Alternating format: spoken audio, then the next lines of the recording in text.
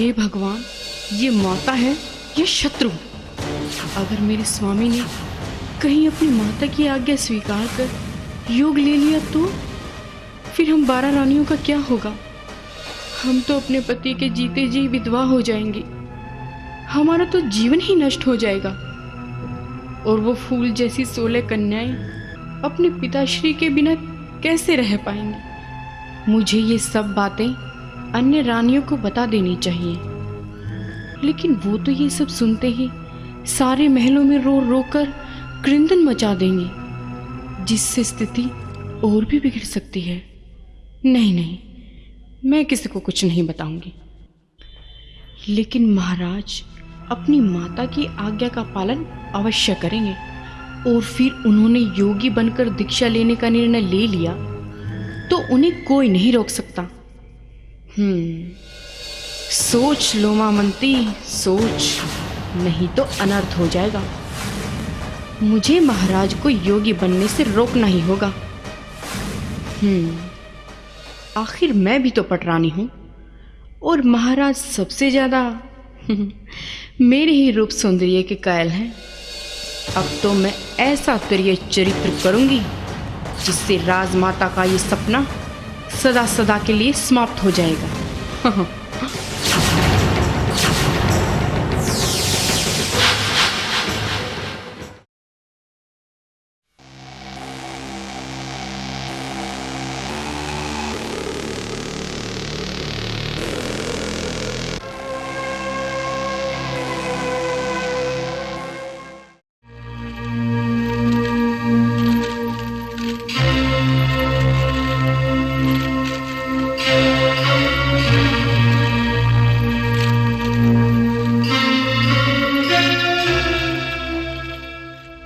क्या हुआ महारानी, आज हमारे चांद को ग्रहण कैसे लग गया? कुछ नहीं महाराज। नहीं महारानी, कोई बात तो अवश्य है जिससे तुम्हारा ये फूल सा चेहरा मुरझाया हुआ है। नहीं महाराज, बस यूं ही। महारानी लोमावंती, आप इस बात से भली भांति परिचित हैं कि हम आपसे बेइंतहा प्रेम करते हैं। हमने आज तक आपके इस चांद से मुखड़े पर कभी इतनी उदासी नहीं देखी। हमें स्पष्ट बताओ महारानी, आपके इस तरह दुखी होने का कारण क्या है? महाराज, अगर हमने सत्य बता दिया तो शायद आप इसे बर्दाश्त नहीं कर सकोगे और क्रोध में भरकर हमारे प्राण भी ले सकते हो। इसलिए हम कुछ नहीं बताएंगे महाराज आपको। महारानी, ऐसा कौन सा सत्य है कि जिसको हम बर्दाश्त नहीं कर सकें और उस पटरानी के ही प्राण ले लें जिसका चंद्रमुख देखकर हम जीते हैं? आपको जो कहना है निसंकोच कहिए। नहीं महाराज, पहले आप मुझे वचन दें कि सत्य बताने पर आप मेरे प्राण नहीं लेंगे। महारानी, आपके मन में बार बार ये शंका उत्पन्न क्यों हो रही है कि हम सत्य सुनकर आपके प्राण ले लेंगे? आपको जो कहना है उसे बिना डर भय के कहिए, ऐसा कुछ नहीं होगा। इस बात का हम आपको वचन देते हैं। हे मेरे देवता स्वरूप प्राणनाथ, मैं काफी दिनों से जासूसी कर रही थी और अब इस निश्चय पर पहुंची हूँ कि हमारी नगरी में जो योगी जालंधरनाथ आया है उसके और राजमाता के नाजायज संबंध है। रानी लोमावंती, काश के ये सब कहने से पहले तुमने हमारे से वचन नहीं लिया होता तो कसम उस चन्नी मां की जिसके ऊपर तुमने ये आरोप लगाए हैं, अब तक हमारी तलवार तुम्हारे शरीर के टुकड़े टुकड़े कर चुकी होती। स्वामी, आप चाहें तो अब भी मेरे प्राण ले सकते हैं, लेकिन मैं जो कह रही हूँ वो पूर्णतया सत्य है। राजमाता हम सब के सो जाने के पश्चात अर्धरात्रि के समय नित्य जालंधर नाथ की कुटिया में पहुंच जाती है और प्रातःकाल तक उनके साथ। बस रानी लोमावंती, बस। हम में इतनी शक्ति नहीं रही कि इससे आगे तुम्हारा एक शब्द भी बर्दाश्त कर सके। भगवान के लिए चुप हो जाओ, चुप हो जाओ। हमारी माता ऐसी नहीं हो सकती। रानी, कह दो कि ये सब असत्य है, असत्य है ये सब। नहीं महाराज, ये सब सत्य है। मैं इसे असत्य कैसे कह दूं? और यही नहीं महाराज, योगी जालंधर नाथ व राजमाता ने आपको योग दिलाने का षड्यंत्र भी रचा है, ताकि आपको योगी बनाकर जंगलों में भेज दें और फिर आराम से दोनों मिलकर राज्य सुख का आनंद ले सकें।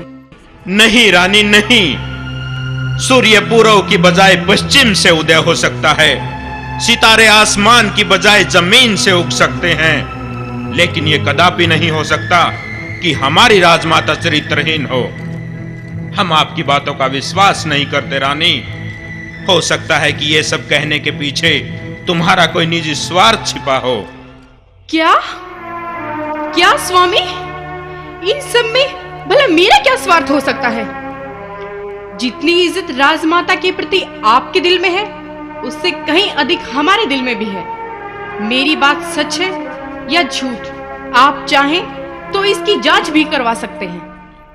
जांच तो हम अवश्य करवाएंगे महारानी, क्योंकि ये आरोप किसी और पर नहीं बल्कि स्वयं हमारी माता पर लगे हैं, और जब तक इस बात की हमें सच्चाई मालूम नहीं हो जाती, तब तक हम चैन से नहीं जी सकेंगे।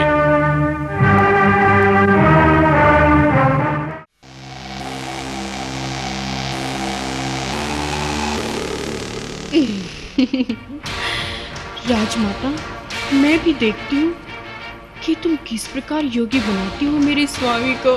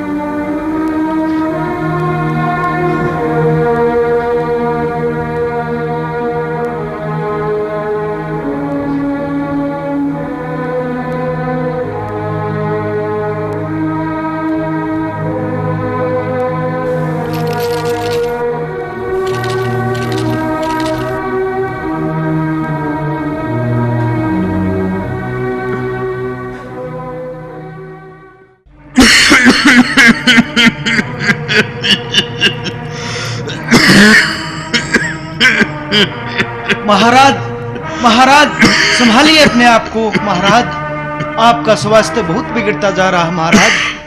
पिछले कुछ दिनों से आपने कुछ नहीं खाया है महाराज। आपकी आज्ञा हो तो राजवेद को बुलाया जाए महाराज।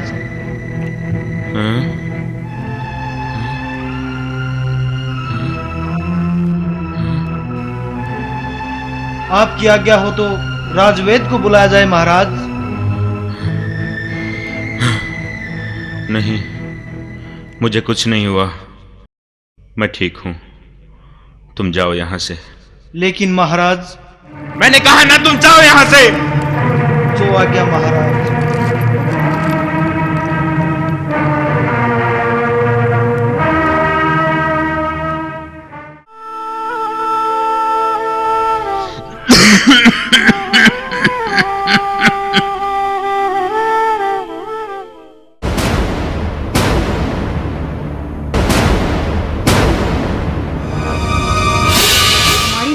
जो योगी जालंधर नाथ आया है, उसके और राजमाता के नाजायज संबंध हैं। राजमाता हम सब के सो जाने के पश्चात अर्धरात्रि के समय नित्य जालंधर नाथ की कुटिया में पहुंच जाती है और प्रातःकाल तक उनके साथ नहीं।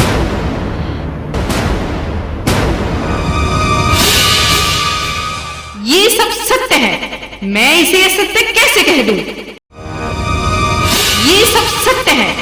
योगी जालंधर नाथ और राजमाता के नाजायज संबंध है। नहीं, हमारी राजमाता चरित्रहीन नहीं हो सकती, नहीं हो सकती हमारी राजमाता चरित्रहीन। महाराज, आपने कुछ कहा महाराज?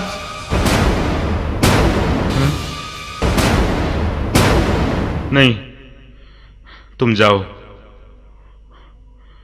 ठहरो। जो कोतवाल रात्रि के समय राजमाता के महलों की पहरेदारी करता है, उसको हमारे सामने इसी वक्त उपस्थित करो। जो आज्ञा महाराज।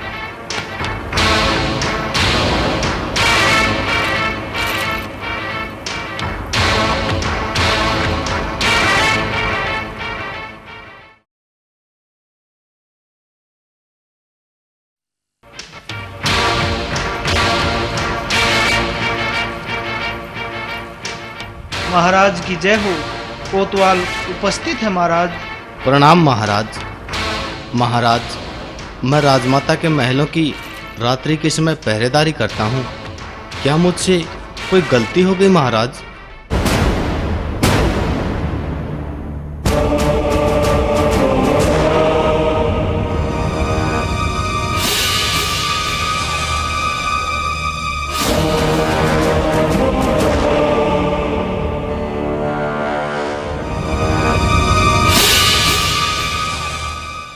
कोतवाल, हमारी आंखों में आंखें डालकर देखो कोतवाल,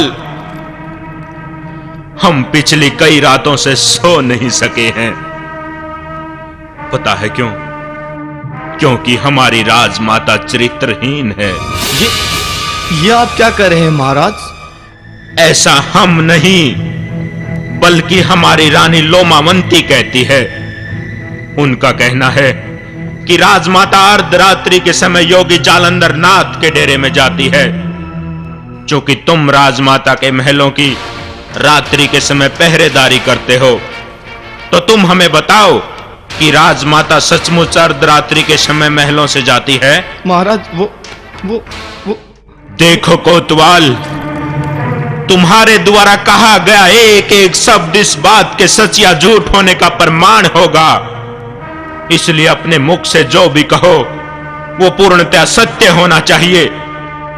अगर उसमें जरा सी भी झूठ मिली तो हम तुम्हें जीते जी दीवार में चिनवा देंगे, हाथियों के पैरों तले तुम्हारे सिर को कुचलवा देंगे। इसलिए हमें सच्चाई बताओ। महाराज,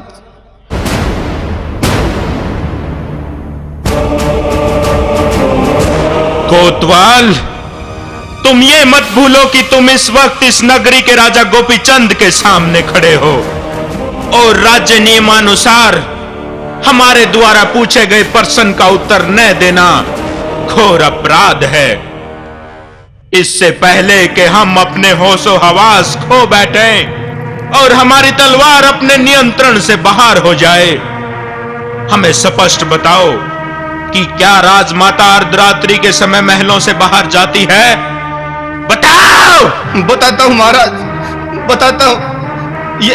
ये सत्य है महाराज कि राजमाता अर्धरात्रि के समय महलों से बाहर जाती है। कहां?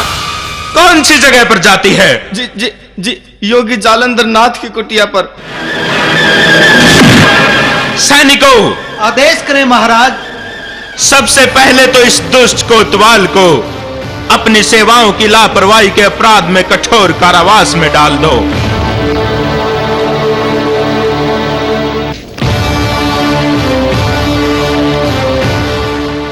उसके बाद हमारी नगरी में जो धूर्त योगी जालंधर नाथ आया है, उसे गहरा गड्ढा खुदवाकर उसके अंदर पटक दो और ऊपर से घोड़ों की मनोलीट डालकर गड्ढे को भर दो, ताकि उस धूर्त योगी के प्राण अंदर ही निकल जाएं।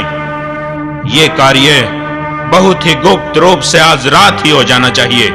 जो आज्ञा महाराज।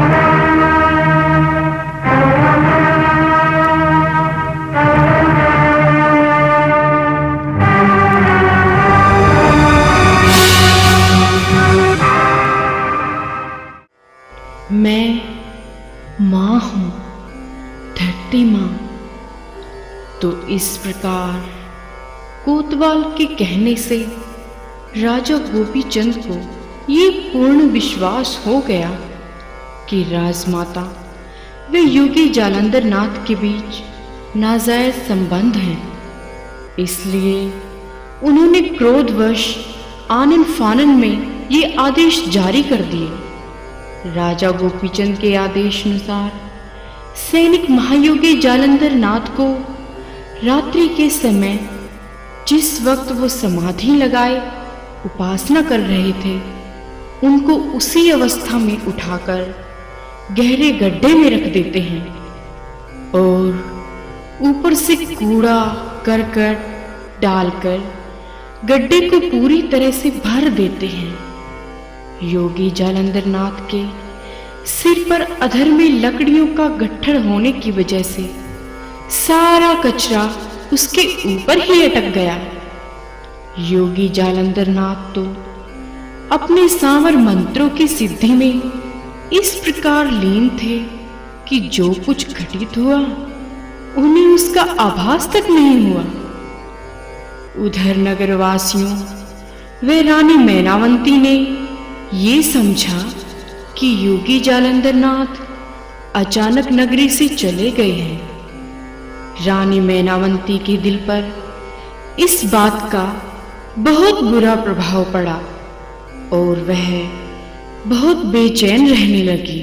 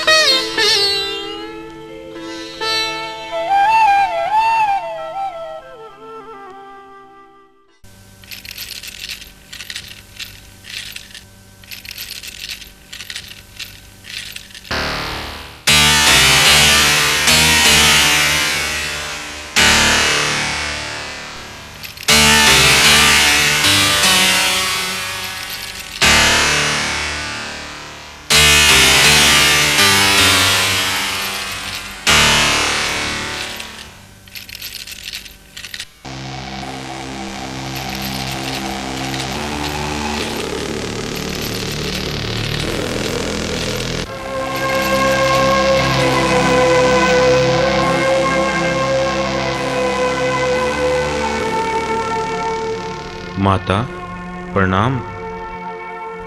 आओ पुत्र गोपीचंद। माता क्या हुआ? आप पिछले कुछ दिनों से बहुत बेचैन रहने लगी हो, हर वक्त चिंता में डूबी रहती हो। नहीं पुत्र, ऐसी कोई बात नहीं है। नहीं माता, कुछ न कुछ तो अवश्य है जिसके कारण आपके मुख पर उदासी छाई है। पुत्र, हमारी नगरी में बहुत ही तेजस्वी योगी जालंधर नाथ कई दिनों से डेरा डाले हुए थे और अब पता नहीं वो कहाँ चले गए। अच्छा, अब समझा। योगी के वियोग में इतना दुख। शायद रानी लोमावंती सत्य ही कहती थी। मुझे तो उस योगी को काफी पहले ही दंड दे देना चाहिए था। बेटा, मैं तो भगवान से यही मनोकामना करती हूँ कि गुरु जालंधर नाथ हमारी नगरी में वापस लौट आएं। आपकी ये मनोकामना कभी पूर्ण नहीं होगी माता, क्योंकि अब तक तो उस योगी के प्राण भी निकल चुके होंगे।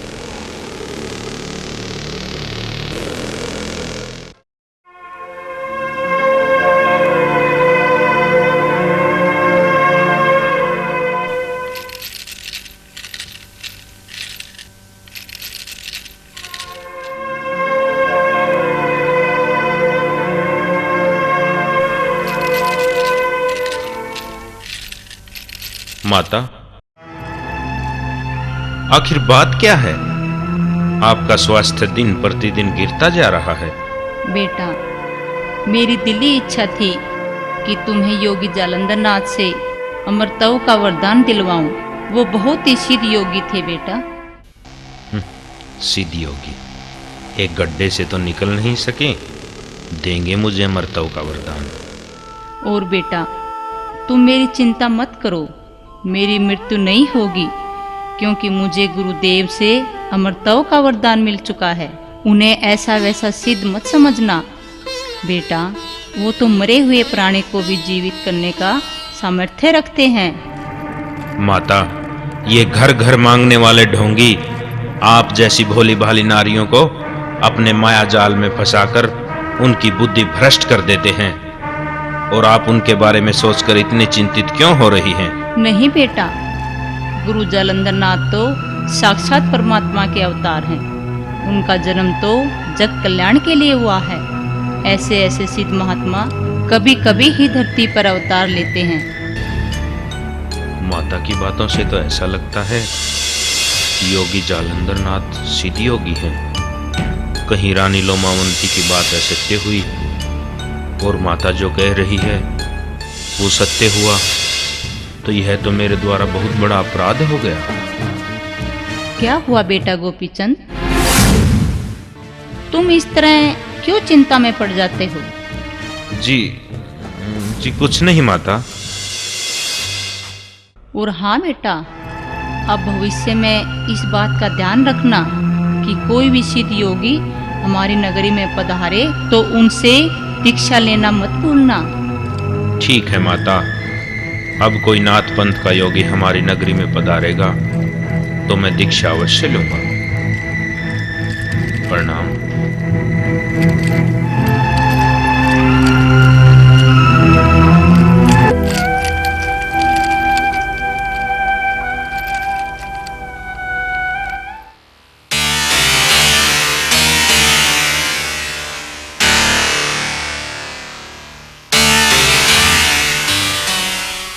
इतना स्वास्थ्य खराब होने पर भी माता का चेहरा चंद्रमा की तरह चमक रहा है। उनके चेहरे से सत्यता झलक रही है। कहीं मैंने योगी जालंधर नाथ को गड्ढे में डालकर कोई गलती तो नहीं कर दी? हे भगवान, अब पता नहीं क्या होगा। महाराज की जय हो। महाराज महायोगी कणिफानाथ जी पधारे हैं और वो आपसे इसी वक्त मिलना चाहते हैं। महाराज, सैनिक योगी काणिफानाथ को आदर सत्कार सहित राजभवन में ले जाओ, हम अभी आते हैं।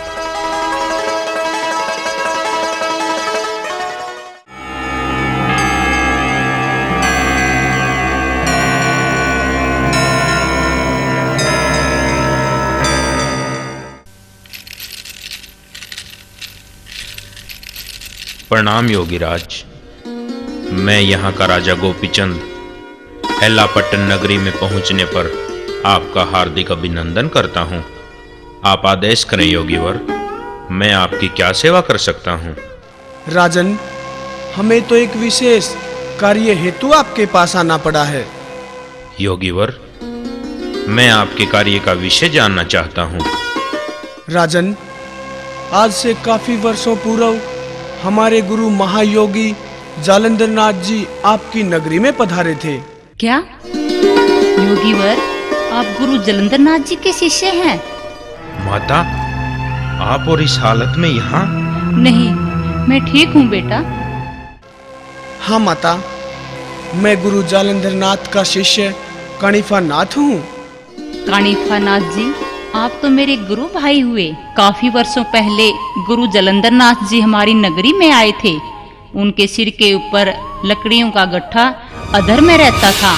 उन्होंने मेरी काफी परीक्षाएं लेने के पश्चात दीक्षा देकर अपनी शिष्या बना मुझे अमरत्व का वरदान दिया था। लेकिन फिर पता नहीं गुरु जी अचानक कहाँ चले गए। उन्होंने फिर हमें दर्शन दिए ही नहीं। माता, आपने भी उनकी कोई सुध नहीं ली और न ही उन्हें कहीं तलाश किया। गुरुदेव तो मुझे बिना बताए ही चले गए। मेरी तो इच्छा थी कि गोपीचंद को भी योग दिलाकर गुरु जालंधर नाथ से दीक्षा दिलाऊं, लेकिन वो भी पूरी न हो सकी। गुरुदेव को इस तरह नहीं जाना चाहिए था। माता, गुरुदेव कहीं नहीं गए हैं। वो तो अब भी आपके राज्य की सीमा में है। जब आपने उनकी कोई सुध नहीं ली तो मैं गुरुजी को खोजता हुआ आपकी नगरी तक आ पहुंचा। नहीं नहीं गुरु भाई, आपको अवश्य ही कोई गलतफहमी हुई है, वरना ये कैसे हो सकता है कि गुरुदेव हमारी नगरी में हो और हमें पता ही ना चले। हमारा कहना सत्य है माता। गुरु जालंधर नाथ जी पिछले 12 वर्षों से आपकी ही नगरी में है, क्योंकि इस सब के बारे में मुझे महायोगी गुरु गोरखनाथ जी से सब पता चल चुका है। और यदि फिर भी आपको मेरी बातों पर विश्वास नहीं तो स्वयं अपने पुत्र से पूछ ले। लेकिन इसको गुरुदेव के बारे में क्या मालूम? मालूम ही नहीं देवी, बल्कि इन्होंने ही गुरुदेव को कहीं छिपा रखा है। राजन, अब तो भेद खुल चुका है, अतः हमें बताएं कि गुरुदेव को कहाँ छिपा रखा है। महाराज, मैं योगीवर, मैं गोपीचंद, तुम्हारी वाणी क्यों लड़खड़ा रही है? वो कहीं तुमने कोई अनिष्ट कार्य तो नहीं कर दिया? वो माता, वो हाँ हाँ, मुझे बताओ गोपीचंद, कहाँ छुपा रखा है गुरुदेव को तुमने? बताओ गोपीचंद, कहाँ छुपा रखा है? माता, मुझे क्षमा कर दें, मुझसे बहुत बड़ा अनर्थ हो गया। मैंने अपनी रानी लोमावंती के बहकावे में आकर आपके और योगी जालंधर नाथ के गुरु शिष्या के पवित्र रिश्ते को संदेह की दृष्टि से देखा। क्या? हाँ माता, और फिर क्रोधवश मैंने योगी जालंधर नाथ को दंड देने के लिए उनको एक गहरे गड्ढे में डालकर ऊपर से घोड़ों की मनोलीद से गड्ढे को भरवा दिया। गोपीचंद, ये तुमने उचित नहीं किया। हमारे गुरुदेव का इतना घोर अपमान। हम अभी तुम्हें इसी समय भस्म कर देंगे गोपीचंद। नहीं योगीराज, मुझे क्षमा करें, मुझे क्षमा करें योगीराज। मुझसे अज्ञानतावश ये भूल हो गई, मुझे क्षमा कर दें योगीराज। हे गुरु भाई, मेरे पुत्र को क्षमा कर दे। इसने ये सब रानी के बहकावे में आकर किया है, वरना इसने तो अपने द्वार से कभी भी किसी योगी को खाली हाथ नहीं जाने दिया। माता, मैं तो गोपीचंद को क्षमा कर दूंगा, लेकिन गुरुदेव के क्रोध से इन्हें कौन बचाएगा? वो तो धरती से बाहर निकलते ही पूरी नगरी को जलाकर भस्म कर देंगे माता। लेकिन योगीराज, इससे तो सारी निर्दोष जनता मारी जाएगी। मेरे पापों की सजा निर्दोष लोगों को क्यों? आप कोई ऐसी युक्ति बताएं जिससे हमारी प्रजा सुरक्षित रह सके। इसका तो एक ही उपाय है राजन, तुम स्वयं अपने हाथों से गड्ढा खोदो, इससे तुम्हारी प्रजा सुरक्षित रह सकती है। और मैं? तुम्हें कोई नहीं बचा सकता गोपीचंद, क्योंकि मुझे पता है गुरुदेव को 12 वर्षों तक गड्ढे में दबे रहने से बहुत क्रोध उत्पन्न हो गया होगा। हे मेरे गुरु भाई, हर संकट से बचने का कोई न कोई उपाय अवश्य होता है। आप तो सिद्ध पुरुष हैं, आप इसका भी कोई न कोई उपाय सोचे जिससे गोपीचंद को गुरुदेव के कोप से बचाया जा सके। अगर इसे कुछ हो गया तो इसकी 12 रानियों व 16 कन्याओं का भी जीवन नष्ट हो जाएगा। जी हाँ योगीराज, अब आप ही कोई युक्ति बताएं जिससे गुरुदेव के क्रोध से बचा जा सके। इससे बचने का तो अब एक ही उपाय है गोपीचंद, तुम अपनी आकृति के सोना, चांदी, तांबा, पीतल व लोहे के 5 पुतले तैयार करवाओ, जिन्हें दूर से देखकर कोई उन्हें राजा गोपीचंद ही समझे। इन 5 पुतलों को तुम बारी बारी रखकर गड्ढे की खुदाई करना।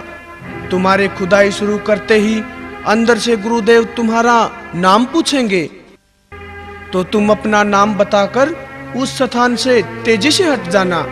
जैसी आपकी आज्ञा योगीराज। मैं माँ हूँ, धरती माँ। तो इस प्रकार राजा गोपीचंद ने अपनी आकृति के 5 पुतले तैयार करवाए।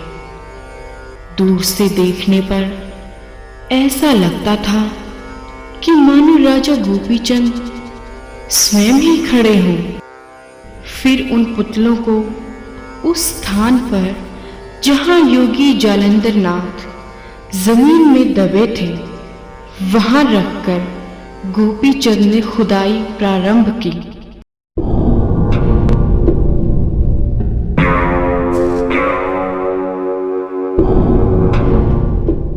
गोपीचंद, गड्ढा खोदना प्रारंभ करो। जो आज्ञा।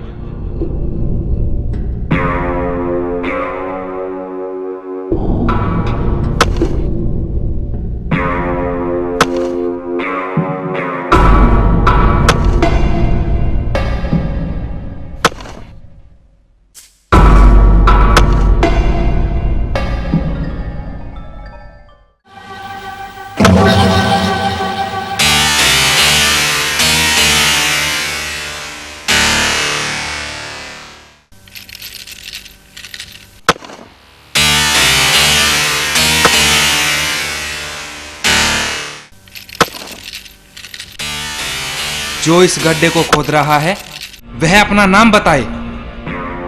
मैं इस नगरी का राजा गोपीचंद हूं महाराज। गोपीचंद, जा भस्म हो जा।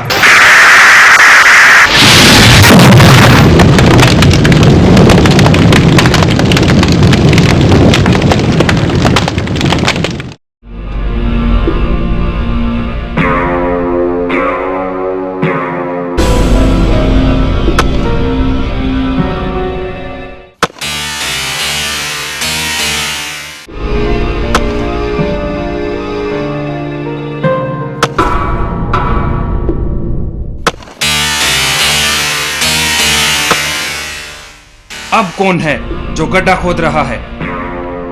मैं गोपीचंद ही हूं महाराज। भस्म हो जा गोपीचंद।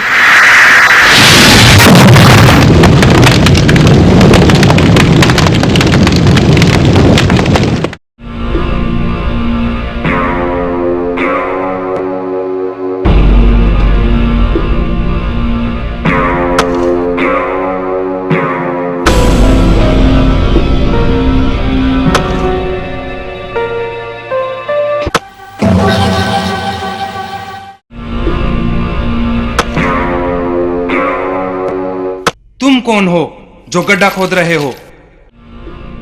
मैं गोपीचंद। भस्म हो जा गोपीचंद।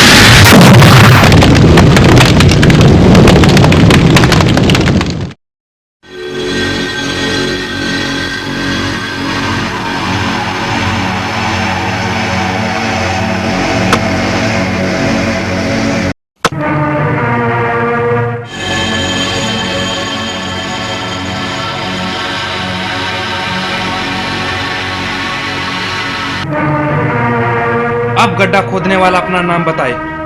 मैं गोपीचंद ही हूं गुरुदेव। मुझे अपनी गंदी जुबान से गुरु मत कह। जा भस्म हो जा।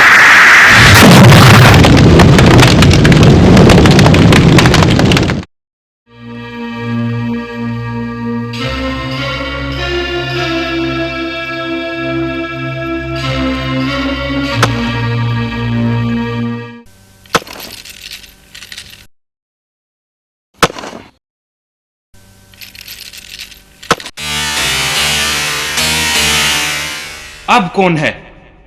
मैं राजा गोपीचंद ही हूं महाराज। भस्म हो जा गोपीचंद।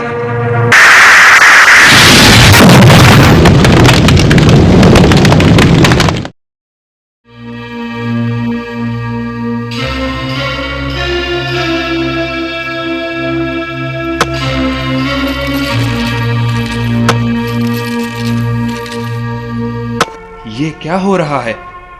मेरे क्रोध से तो ब्रह्मांड भी जलकर भस्म हो जाता, पर यह राजा गोपीचंद अभी तक भस्म क्यों नहीं हुआ?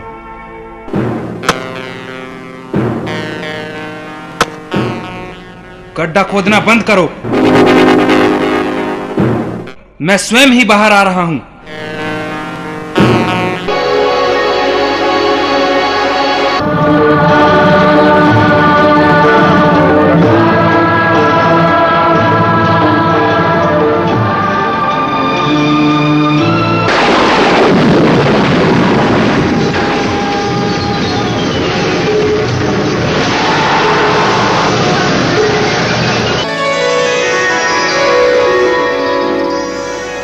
हे गुरुदेव, प्रणाम।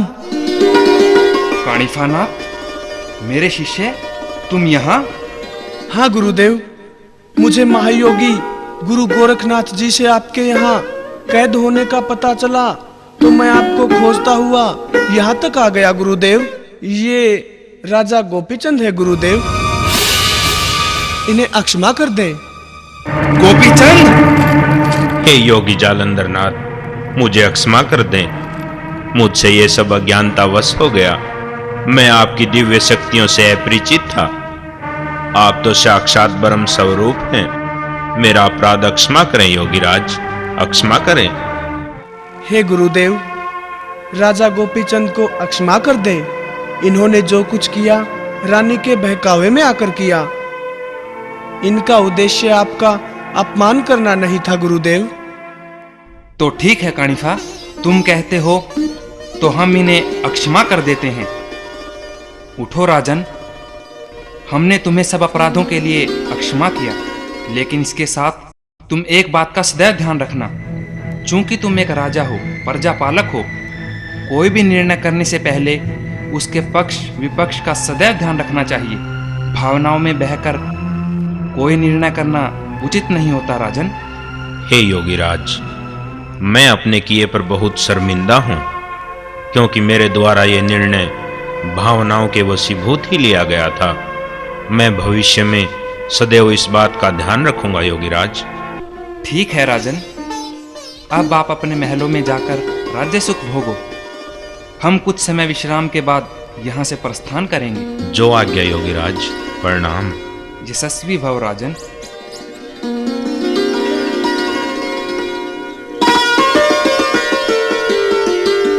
चलो कानिफा।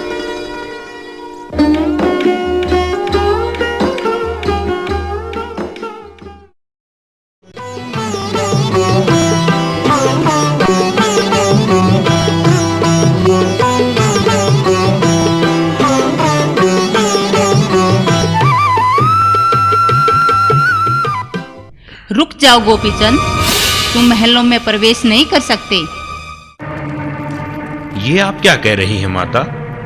हाँ, मैंने तुम्हें योगी जालंधर नाथ से दीक्षा लेकर नागपंथ में शामिल होने का आदेश दिया था।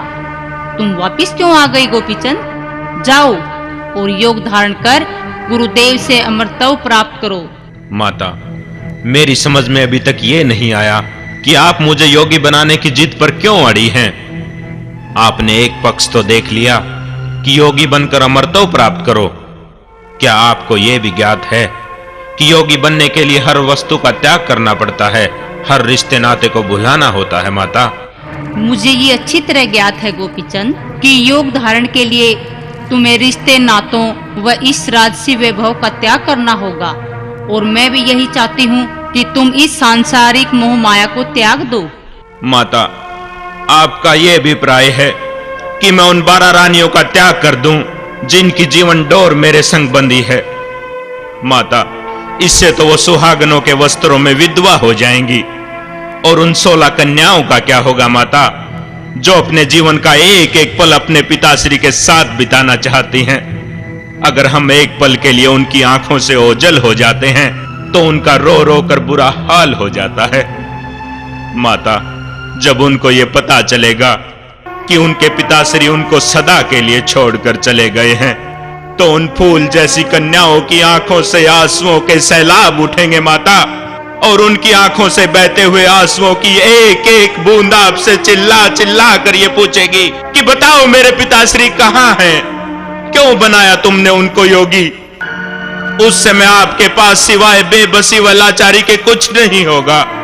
माता, मैं आपके आगे हाथ जोड़ता हूं, पांव पड़ता हूं, मुझे योगी बनने पर विवश न करे माता। मैं योगी नहीं बनना चाहता। नहीं, तुम्हें योगी बनना ही पड़ेगा गोपीचंद।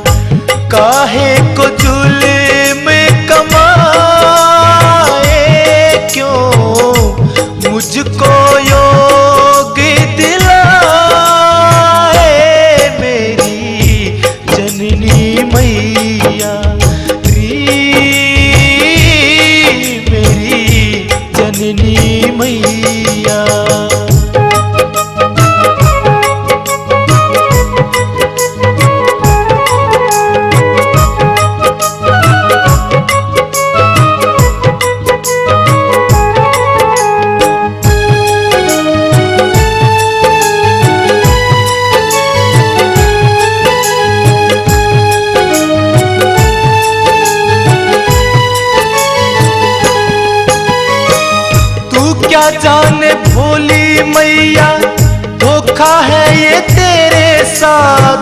एक दिन पछताएगी जननी माथे ऊपर रख के हाथ। मेरे बिन होगी मैयारी सारी नगरी काली रात। मेरे बिन होगी मैयारी सारी नगरी काली रात। मेरी भोली मैया, मेरी भोली मैया। गया वक्त नहीं आए क्यों मुझको योग दिलाए। मेरी जननी मैया, मेरी जननी मैया।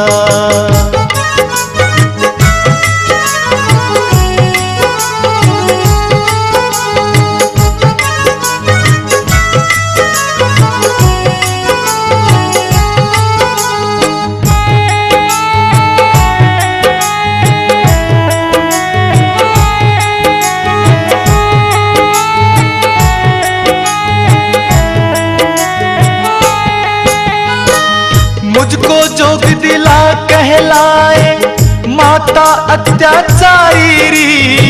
शमशानों सी लगे डरानी सुंदर महल अटारी। एक नगरी के राजा को ना करिए अलग भिखारी। एक नगरी के राजा को ना करिए अलग भिखारी। मेरी भोली मैया, मेरी भोली मैया। कैसे अमर कराए क्यों मुझको योग दिलाए। मेरी जननी मैया, मेरी जननी मैया।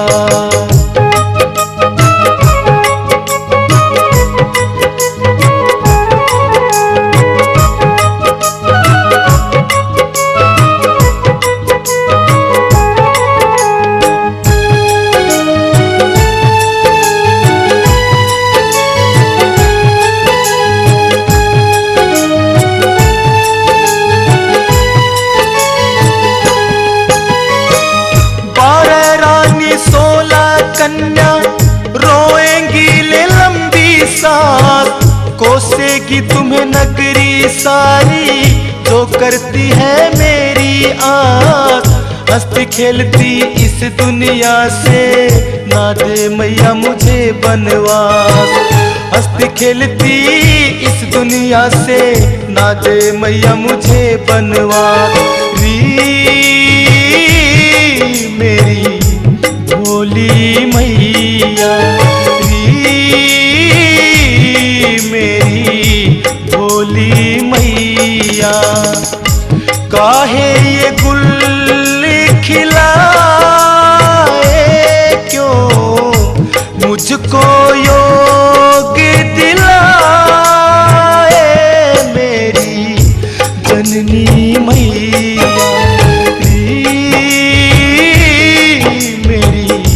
जननी मैया।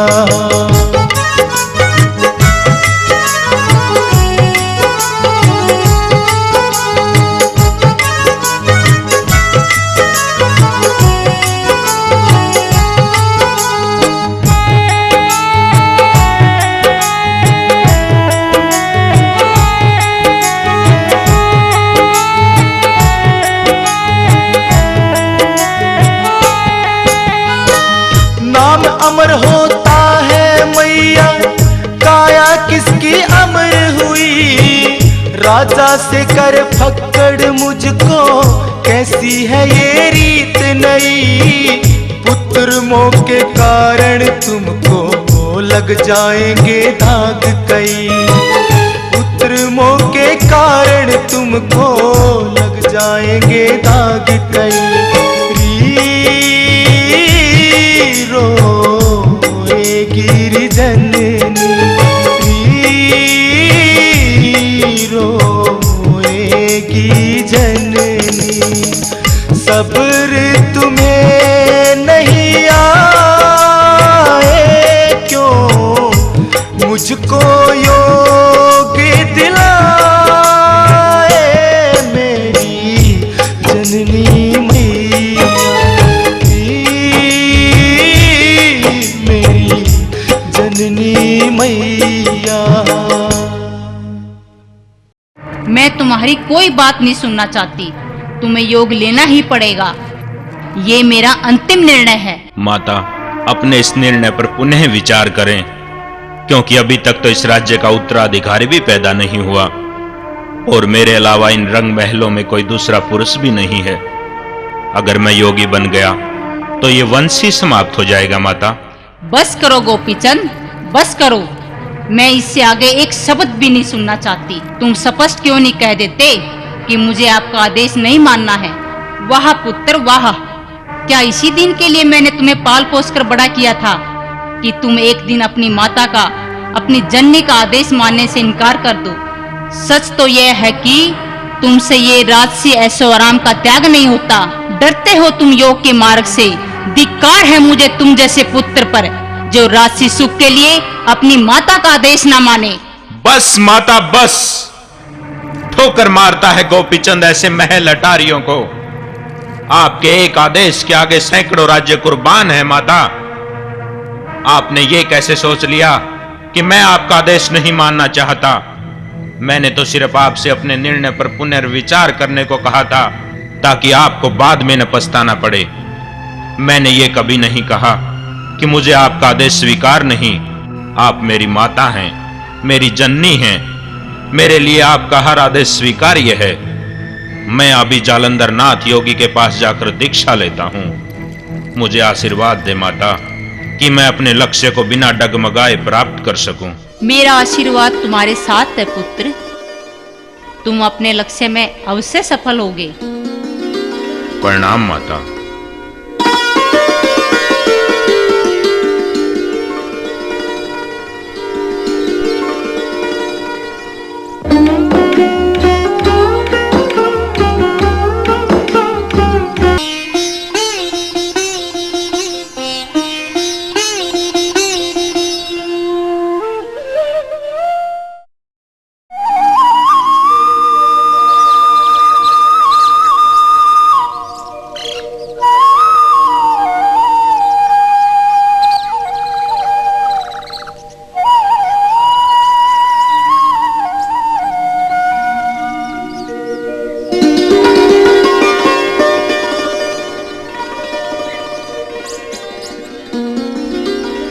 प्रणाम योगीराज।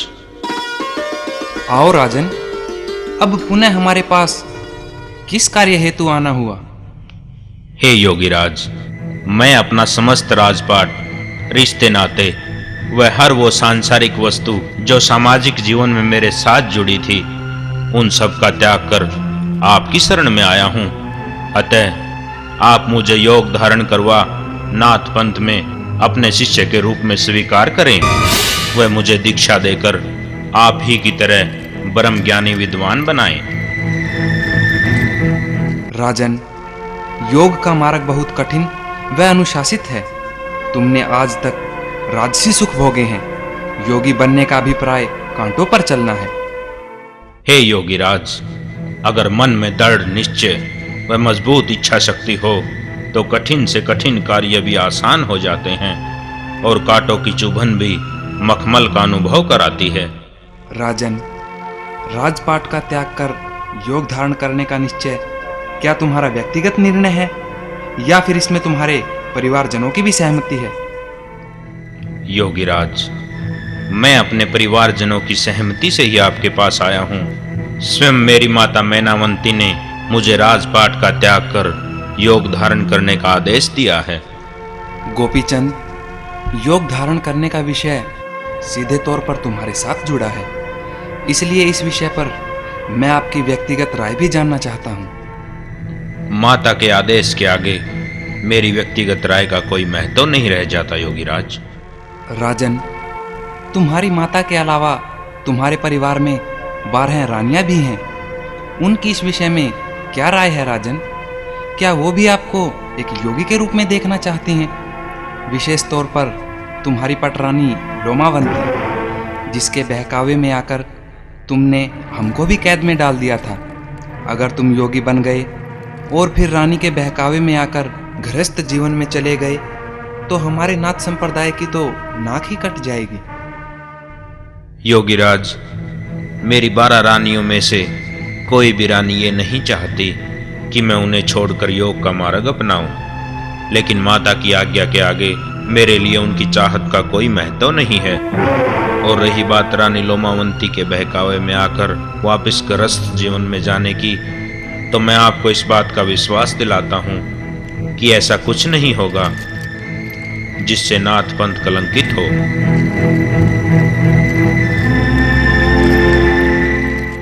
राजन, हमें आपकी बातों पर विश्वास नहीं है। आपको हमारी बातों पर विश्वास करना होगा योगीराज। आप चाहें तो हमारी कोई भी परीक्षा लेकर हमें परख सकते हैं। हम अपनी परीक्षा देने के लिए तैयार हैं।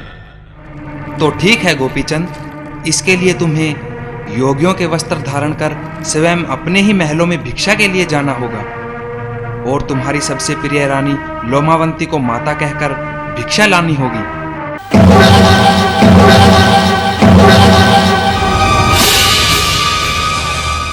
अगर तुम हमारी शर्त को पूर्ण करते हो तो हम तुम्हें निसंकोच अपना शिष्य बनाकर नाथ पंथ में एक योगी के रूप में स्वीकार करेंगे।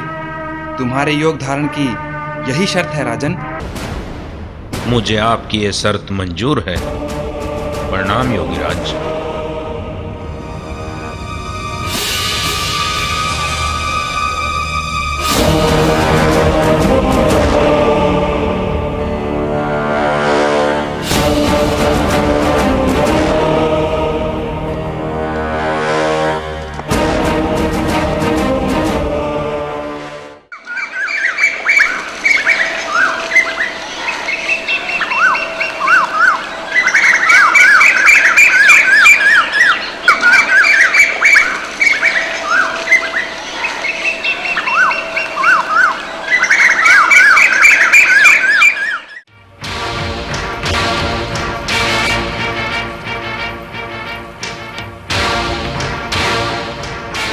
अलख निरंजन, अलख निरंजन। माता, आपके द्वार पर योगी आया है। भिक्षा डालिए माता।